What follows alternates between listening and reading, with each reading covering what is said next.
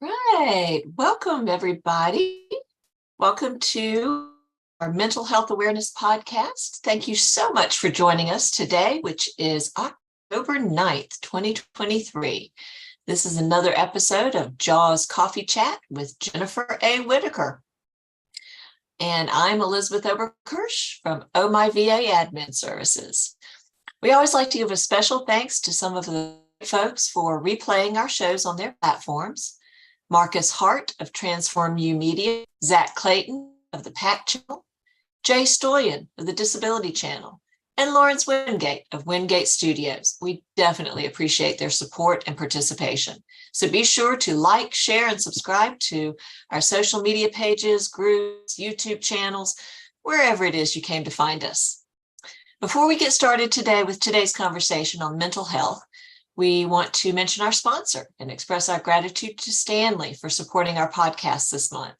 Be sure to check out their website, which is in the description, https://style.it/lowercase_b0 Be sure to check them out and see what they have to offer, gifts for yourself and for others. Thank you, Stanley, for your support, but we'll talk more about that later. Now, let's get with the show. Hi, Jennifer.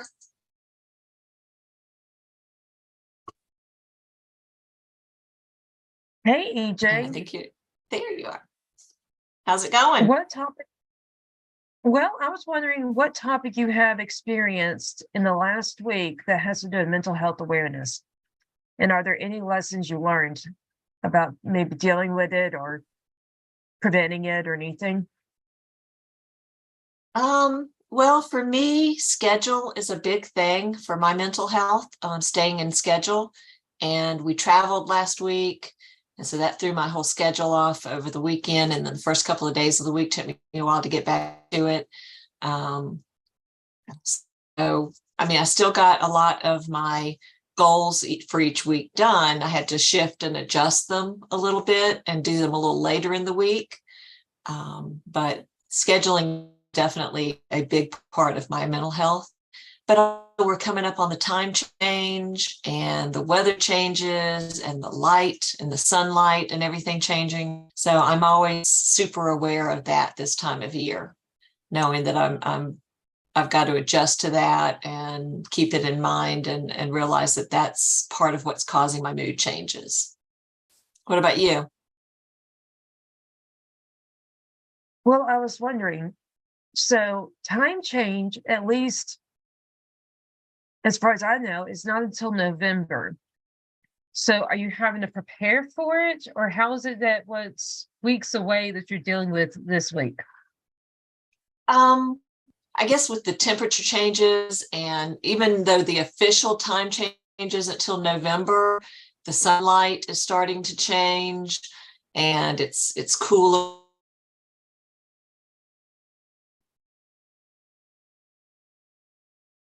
We lost DJ for a little Just bit. a Yeah. natural progression. It's not the drag.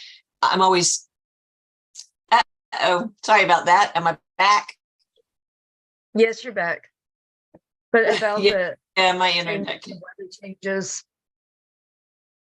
Yeah, with the weather changing and the sunlight, you're even though the time doesn't actually change until the first part of November, there's a slow progression of it starting to get darker earlier, and just the changes and the sun is bright, and I guess so. Yeah, I'm preparing for the time change So it sounds by like the you're slow talking about adjustments that are going on. the daylight time change as opposed to the hour change. Because Yeah, if you have shorter days, our days are getting shorter, and we're trying to put in the same amount of activity, production, to-do list, and other things. And I'm not sure about you, but when my to-do list gets long enough, I always thought I got stressed, but working with my therapist and my psychiatrist, I've realized what I actually get is anxiety. I experience it as stress. It's actually anxiety. And as she put me on this medication that's a regular take every day, and now take twice a day for anxiety, I don't feel stressed even though my workload is the same. And honestly, I've even added more activities um, that are like, you and I are part of the HNP, right? The Happy Neighborhood Project. Right. So I don't know if you realize they have a book club that's in the evenings. That's supposed to be more relaxing, casual, fun kind as opposed to networking, Right. right? So that was adding to my day as far as time consumption.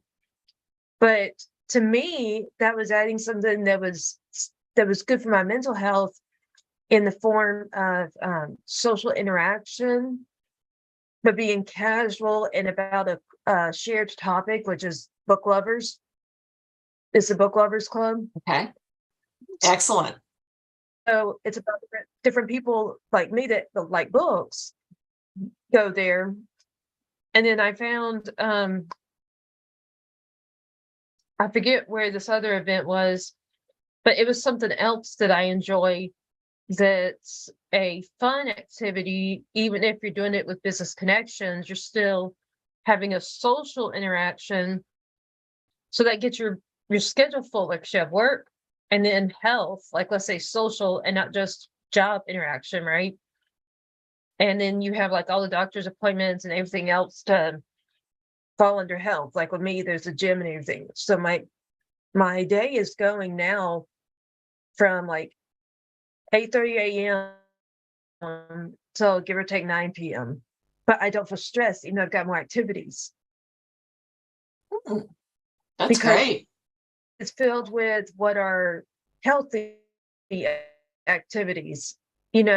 What's for me a big load, but for normal people is a small load of work. But then all the doctors I need to see, the time to take care of myself at the gym, doing different workouts and social activities there, or like relaxation. It's a meditation class to try to deal with anxiety and stress. Um, the social interactions, the evenings, Bible study, or whoever else doing whatever religious group and study, or going to the Mhm. organization like a church or a temple or whatever, right? But Right.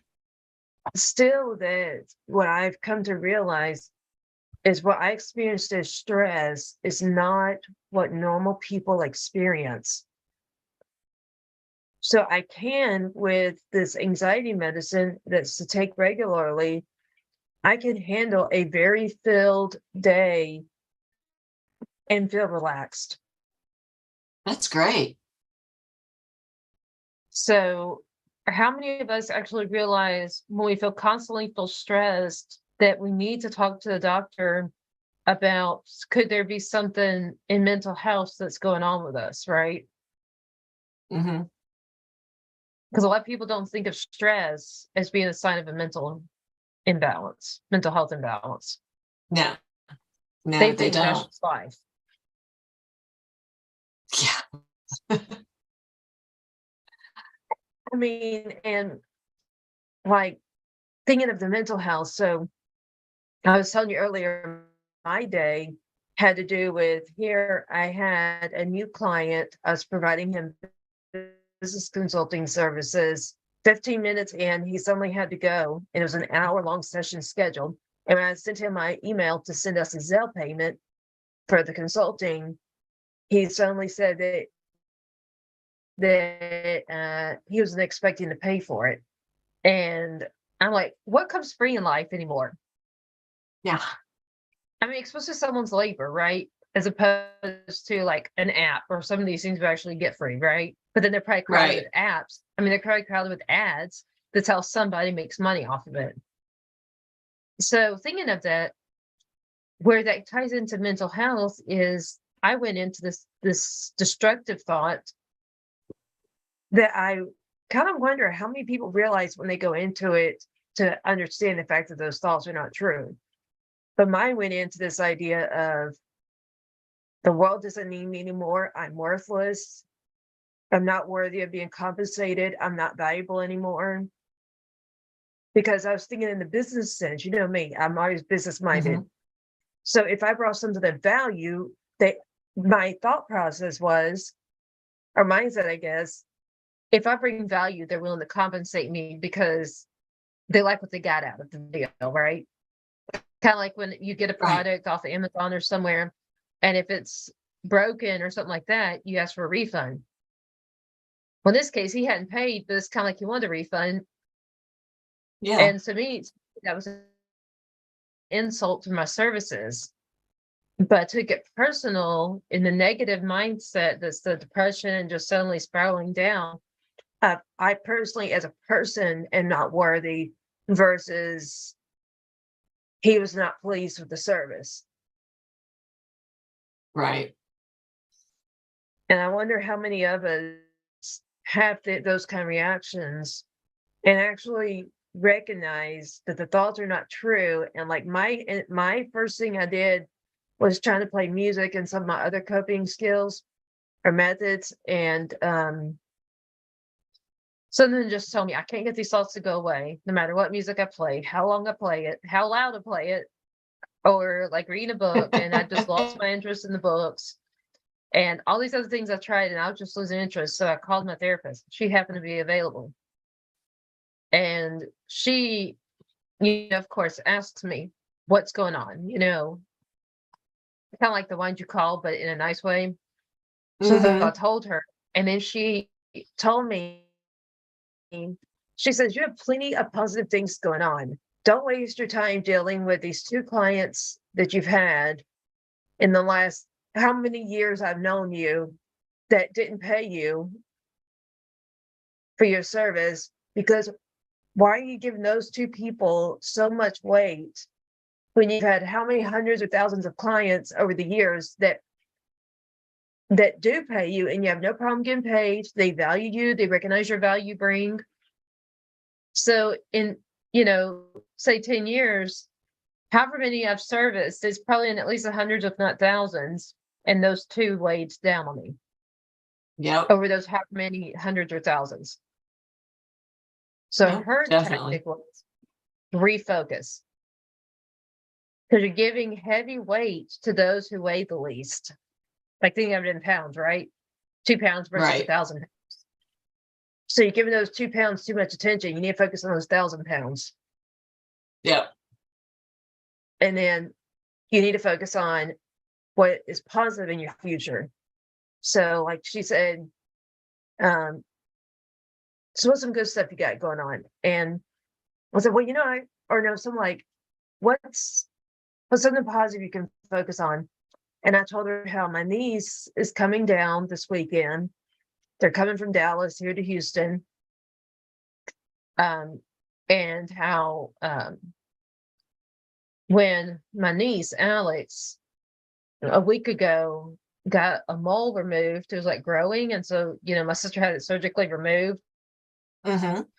because somebody in our family actually had cancer from it. It was like grown because it's cancerous. So, anyways, it's her Right. prevention. But here, my niece had this bandage wrapped all the way around her head, all over, and she insisted that my sister take a picture of her with her head wrapped and tell her Aunt Lainey, that's me, that I had head surgery like Aunt Lainey. Tell Aunt Lainey I had head surgery like her. Send her a picture of me after my head surgery. Well, her mole was nothing like my brain surgery, but you get the value, right? So Oh that's a yeah. compliment. Yeah. Wants to be like me. Exactly. So at least in the family, I'm a hero to my niece. So Hmm. that's where when my therapist asked me, so what can you refocus on? I said that, and I told her about, that said that was a hero, and all these other ways my niece has said, I want to wear these shoes like Aunt Lainey. So there's actually shoes, the ones I talk about, wanting to Yeah. the Brooks wanting to sponsor us and all. Right. So guess what shoes she had my sister buy her off of Amazon? The same shoes in kid sizes. And it's just so much stuff that she actually sees me as some kind of superhero. Yeah. So you see, this whole thing goes from what I was focusing on was too negative to look at all these great things that I bring, their values I bring as a refocus. That's already a big list. Just talking about in the eyes of that niece of mine. Not looking at Yep. anybody else in the globe, just that one person, how much positive weight I have that, like my mom was telling me, is an honor and shows admiration, appreciation, so forth, that they want to be like you. But it also brings responsibility because most likely if she develops something negative, I'll be the one to blame. Because when Well, do we yeah, get something positive without having some kind of responsibility, some kind of right. freedom or role or job? You know, what if it's you as a mother, right? That's a role, but not a job, right? When do you get Hmm. that honor without having some kind of responsibility? Yep, So that's the definitely. responsibility I refocused on that I bring, that's in the eyes of that little 6-year-old that's going to be here Friday. Yep. But the key is a lot of people, whether there are listeners or there are people sharing this, or even people we don't know, a lot of times they don't recognize that those negative thoughts that just start spiraling down are the condition. And how many times do we, especially when we first get diagnosed and we're first getting used to the fact that we have something going on, to accept that those thoughts are not true instead of Right. letting ourselves fall victim to them, right? Yeah. That's the struggle, not fall victim to them. Right. And I have to admit, that's something I've worked on for years. Oh, I yeah. mean, I've been You and working me with both. therapists. Right. I've been doing it with a therapist for more than 20 years to recognize those thoughts were false. And well, really more than 20 years. But anyways, it was a long time, many years into it. Probably not really until the last 3 to 5 years that after probably 20 years of therapy, did I reach the point to be like, wait a minute, if I like started this process where I'd argue with them, right? My thoughts would tell me you need to die or whatever. And I'm going and I'm arguing with them, even if it's a mental Mhm. argument, not out loud. I'm like, no, I don't need to die because I have a client to tutor this evening and his kid is looking up to me. He values me. Or or no, life's not over because I want to go to this event tomorrow. I'm looking forward to it.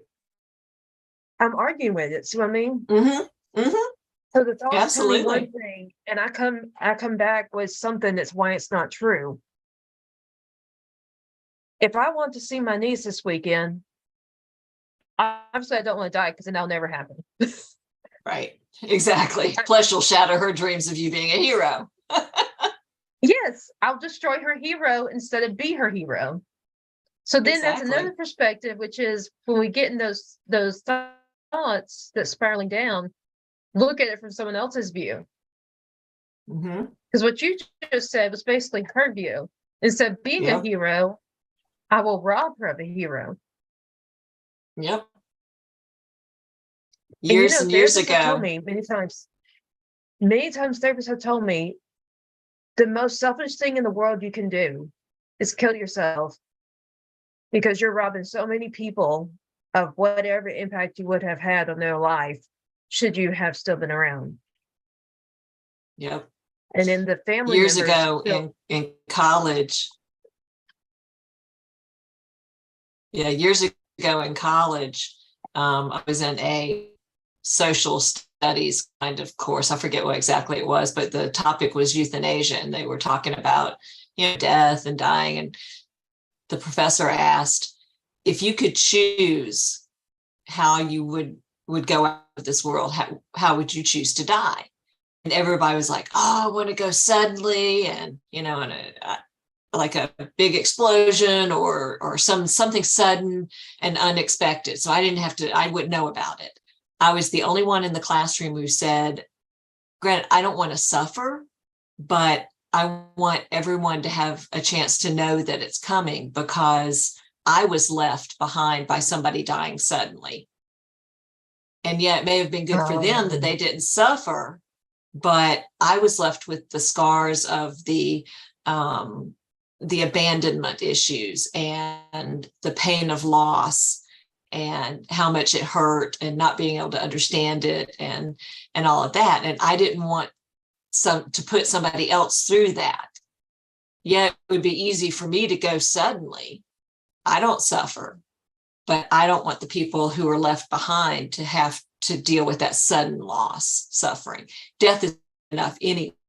Losing somebody's hard enough anyway, when you've had a chance to get used to the idea or know that it's coming and have those conversations that you want to have, rather than the conversations you can never have or the words you can never take back, those type of endings. And everybody in the classroom was just like, oh, wow. Because I was the only one who reacted that way. Because they did not think from the opposite perspective. But looking at the time, what do we have to announce? Yes. We need to announce that Stanley, as we mentioned earlier, is our sponsor this month. And they were established back in 1913 by inventor William Stanley Jr. And Stanley has been around for generations. They were built on innovation and inspiration, timeless spirit that complements your wild imagination. Over 100 years later, a steady stream of products continues to honor Stanley legacy, keeping your arms warm and your colds cold, because they have a lot of products like mugs and cups and things that you can take on your adventures with you.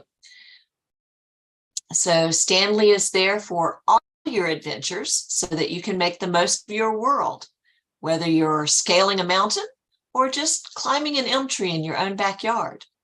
They'll be with us for the journey, just as they have for so many generations past, helping us build a more sustainable, less disposable life and world, while opening the door for some awe-inspiring futures. So be sure to visit their link that's in the chat and in the description. And once again, we are just so grateful for Stanley's generosity and support of our podcast. Their commitment to providing quality products at great prices has been a valuable asset to us, and we are so thankful for their help. So we hope everyone takes advantage of the great deals this season and enjoys the gifts they have to offer. Thanks again for your support, Stanley. Back to you, Jennifer. And now let's go back to what you were saying about other people's perspective being that they'd rather sudden because they don't want to suffer, which goes to the selfish idea of death, right? Because of like suicide, right. They want to just immediate, let's go and I don't suffer, versus talking about like how long my dad for those 5 years was slowly dying. So he had plenty of time, more than what I think was his dose of suffering, the degree and the amount and the period of time. But if he had not been given that long, then what he always wanted never would have actually happened. Remember about him wanting to see me one day free of seizures? Right. Because he was already in that process for 2 years when my surgery happened. And I started the life free of seizures. And it wasn't until 2.5 years into that recovery, those two years following brain surgery, that I got to see him. And 2.5 years into it, which was this past summer, he was gone. So if he had not at least been there for 4 years in suffering, he never would have seen what was the one thing he always wanted. Because he knew I always fought having epilepsy, seizures all the time. He kind of pushed me to not be disabled, not go on disability and all those things, but to go to college, to go work, to do something in your life. But he probably knew it could get in my way, Mm-hmm. but he did not see any possibility of how I could ever be seizure free. Right. That was still his dream and still what he prayed for. But if he had not gone suffering for so many years, he never actually would have seen that day. Exactly. So sometimes there's recognizing why we're having to stay when we're in those sufferings, right? Right. And why it's better to suffer slowly, because of good things, you'll still be able to access or experience, right? Or see, Right. in spite of all the negative we'll feel, like pain, losing hearing, and other things like that. Right. So that goes to the mindset thing, right? Mm-hmm. It Instead of does. like looking up to the spirits, whatever religion somebody is, as, okay, why am I going through all this suffering? I'm tired of this. Just take me. Be like, why do you still have me here? And what is it you want me to see in this time of trial and suffering? Exactly. What are you trying to show me? What is life trying to teach me? Or let me live long enough to see that something I prayed about decades ago Right. that I don't know, but is around the corner, relatively speaking, closer than we really know. Exactly. Like, I didn't know that those 2 times last year that I saw my dad was going to be the only times I saw him free of seizures. I expected that we'd be coming back spring break of this year, back to his house in North Carolina, and I expected to be going back at least my birthday or Christmas this year, Mm-hmm. because none of us know the future. I mean, we plan Yeah. the future. Like, I have my week planned, but we don't actually know. Exactly. And so some of that, going back to what you're talking about, is seeing the positive. That's why sometimes suffering is better. That's at least in terms of not being selfish.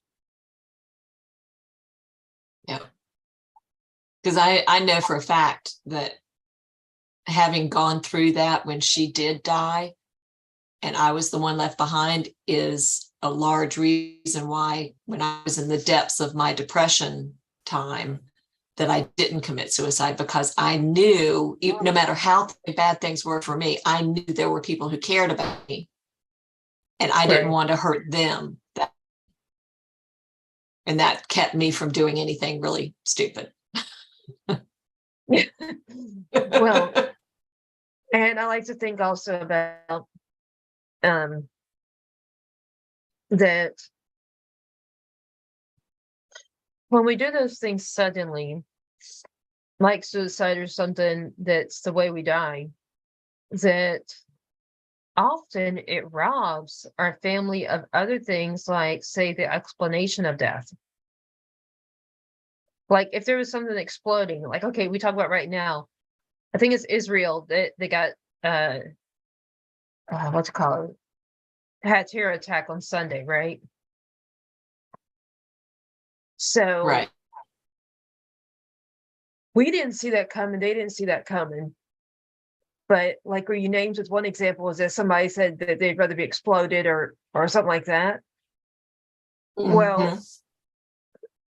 if I were to say, oh, I heard that a terror attack is coming on Israel, let me go run over there so I can die. I Yeah. mean, you don't know the future to know that's happening, right? So could you Right. honestly run into it without it being suicidal? You know what I'm saying? Like, sudden death, you Mm-hmm. can't really self-impose without it falling under suicide, or at least attempted. That is the very selfish thing. And if someone Right. were to die like that, that would also rob the family, because they wouldn't have life insurance to do the burial and all those other things, right? Right. I mean, have you looked into how life insurance works and if it's self-induced, or You sometimes get, even if it's murder, but anything that's not a medical cause, as far as I understand, life insurance can refuse to pay you the benefits, even though that somebody Yeah. passed away. Yeah. So that's where, even though so many people have life insurance, why we also talk here often on the news about GoFundMe raising funds for someone's burial or death. Mhm. And that's why, because life insurance won't pay it if they believe it could have been prevented, meaning it was not medical. Yeah. So that's another thing. Does somebody really want to leave their family with not just the emotional distraught, but add stress, financial, going through all their stuff, the financial of their burial, but without life insurance doing the benefit that you intended when you paid it every month? So they're taking on financial obligations in addition to the emotional loss of you. Mhm. It's a lot to think about, isn't it? It is. It's a very deep and detailed subject. But when we get in those spiraling downward thoughts, we need to recognize, even if you think I'm like exaggerating and going really big, way out of the centerpiece, we need to recognize that full big body of information is what, if we harm ourselves or even intend or think to harm ourselves, is the reality we bring on our family, friends, the people we work with, or the people we work for. Because how many of us actually realize how many people's lives we actually impact? I mean, we Yeah. could say I impact my mom, my dad, my kids, my spouse, but how many of us really know when, say, it's the barista at Starbucks? How many people look forward to that specific barista giving them the coffee because they smile or something? Mhm. Or it's just a There's familiar face, or just a what's the word I'm looking for? A regular interaction that yeah, just changes your perspective, that smile. or it sets you a good day, starts you off well, Mhm. because you go early in the morning on Exactly. the way to work to get the coffee, and maybe you get happy and looking forward to the day after that smile or the simple thank you. Mhm. Um, and then you get in your car to drive on to wherever you're going to work, and you're enjoying the coffee. But maybe that barista is also the one that does better at preparing the beverage, while somebody else doesn't do as good. So many pieces be missing by that one barista that make believe they don't impact lives because they're not anybody of influence. They don't know the Mhm. mayor and all these other things that we tend to say, well, we're not that kind of person. Right. But that doesn't really mean that we don't impact a lot of lives with the ways we gave with that barista that may not know the mayor. They may be a just normal person that doesn't know anybody of influence and has a small circle. But look how lives they still touch. What about in the indirect? Okay, they touch you or me on the way to work, right? We go have a Mhm. better day. But because we had a better day, how many lives did we touch? Something related to our job, or driving in a better mood instead of being road bullies, right? Yeah. The road rage stuff. Right. That's So all why of that, the yeah, Christmas movie, It's a Wonderful Life, is my all-time favorite, because I watch it every year because it reminds me of that aspect, the ripple effect that happens when what I do today or as a kid affects somebody 20 years later. yeah, I and watch that that's movie something, every year, and it's my favorite movie of the year. that a lot of people don't realize is, even without being somebody of fame or influence or power, right? Like, say, Congress, right? That's power, if not fame and influence, right? Um, that they can still right now have some kind of impact that 20 years later, 40 years later, will be looked upon and remembered. Yep. Personally, I find value in my fulfillment of life in impacting lives, in influencing, in making other people better. That's why I have so many different products and services in the business, because I want to influence them in different ways and different people on different topics. But even if I didn't make a dime, I mean, I'm just happy that I'm helping people. Mhm. I mean, so how many of us, the influencing and helping people is the way we find value, if not part of our job? Like, otherwise, why do so many people volunteer, right? Right. If Because there they wasn't a want to help. value to it, why would they volunteer?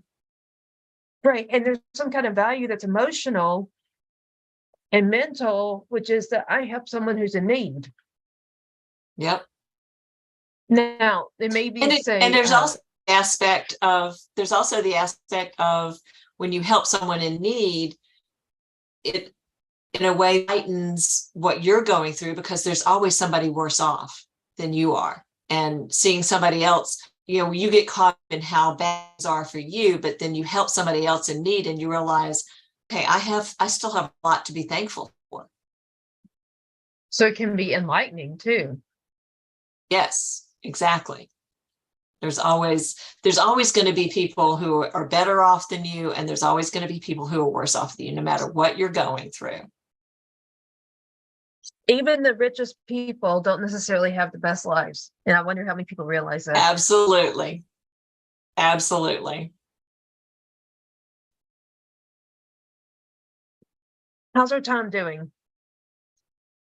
It looks like we are just about out of time today. All righty then. Well, then everybody will carry on this conversation next week, which I think is October 16th, right? Yep. And if something triggered a thought in your head and you're listening to this, drop us a note in the comments. We'd love to hear it, and we'll be checking for those. So definitely, if something triggered a thought, just give us a shout out and let us know. We'll maybe be able to bring it into the conversation next time. And definitely reply, whether it's on YouTube, social media, or anywhere else. If you even want to be on the show and you have something you want to voice related to the topic. Definitely. What else have you got going on in the background? We know you always have something going on. So one What thing, other projects do you want to mention real quick before we head out? we are launching November 6th, the PDH Mission Monday podcast. And if you're interested in Die Hard. Yes, if you're interested, but the podcast is called PDH Mission Monday, but the organization is Project Die Hard. If you're interested in being on it, please email us at monday@projectdiehard.org. That's monday@projectdiehard.org. And be sure to schedule with Kurt and Emily to see if you're a good match. Please also be sure to go to our website to find the Project Die Hard listed under products, where you can find the forms, schedule, and other information. I also want to announce to everybody that we are having this Thursday through Friday the Afro International Film and Market Festival. In order for it to be remote, where people around the world outside of just Atlanta, Georgia, can attend it, we need at least $10,000 in fundraising through sponsorship, where you can get an ad and a announcement, public speaker, and so forth to make your company known. or you yourself known if you can sponsor $10,000 by this Thursday. And if you can and you're interested, please call 213-844-8507 and talk to Jasper Johnson, who is the owner of the Afro International Film and Market Festival.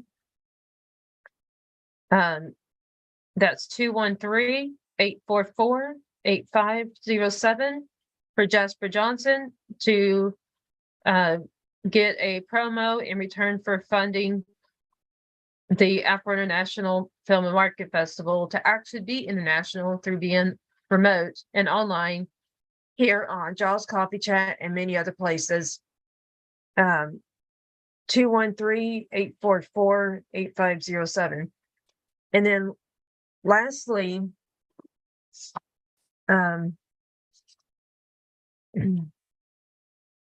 we will soon be bringing a way on our website, which right now you can just call or text us if you're interested in having a public speaker on the topics of mental health, Asperger's or autism, communication, education, public education, and various other areas that our podcasts are about. We also do business in relation to business consulting, but to public speak on the topic and so much more. If you're interested in public speakers and having someone public speak on those topics, we can do it virtually on Zoom, or we can do it in person in Houston, Texas. However, if you're interested, please text 346-439-8393 or email Jen's Books and More at Gmail, or maybe even better, Jaws Coffee Chat at Gmail, JAWS Coffee Chat at gmail.com. And otherwise, it's back to EJ. All right. Definitely a lot of things going on. So reach out to us if you have any questions.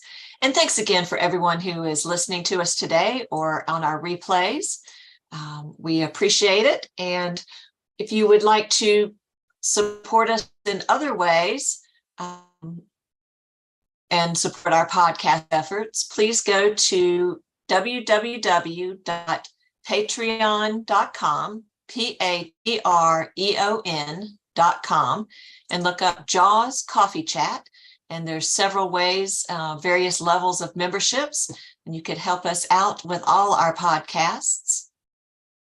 So once again, be sure to subscribe to our channels or our media pages where you found us, and go to our website, jensbooksandmore.com, to find out more about this and all our podcast shows. Be sure to join us again for our next episode of Mental Health Awareness, which are aired on Mondays at 2:30 Central, 3:30 East. So our next podcast will be aired on October 16th. And until next time, hey, wish you a productive and enjoyable week. Goodbye. Take care now.